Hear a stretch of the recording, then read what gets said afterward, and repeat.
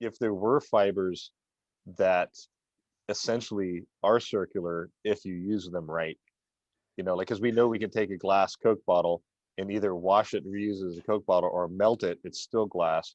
It can be made into another Coke bottle.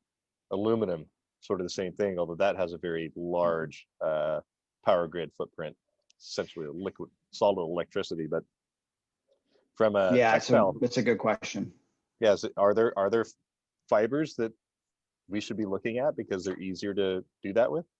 Yeah, it's a good question. I would say that polyester is probably the most likely fiber that is going to get there soon. And that's partially because you can recycle polyester more and you can downcycle and upcycle it a lot easier than things like nylon. It requires a lot less cleaning.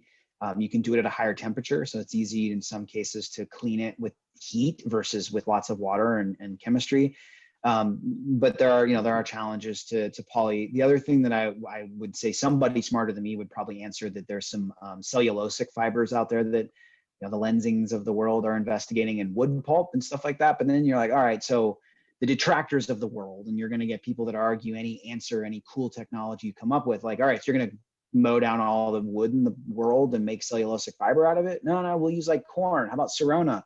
Well, you got to use a catalyst that's pretty nasty that's still derived from petroleum. And so you're going to take the food stocks away from the starving people in the third world to make your fancy fashion clothing, your fashion t-shirt.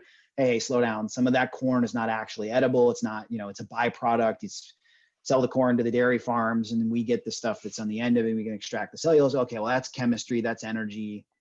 There's an answer for any of that somebody will say is not good enough. So the real answer to that question is, I don't know, because I don't think that technology exists yet. So to become a fully circular apparel industry, there's an innovation gap we can't solve right now.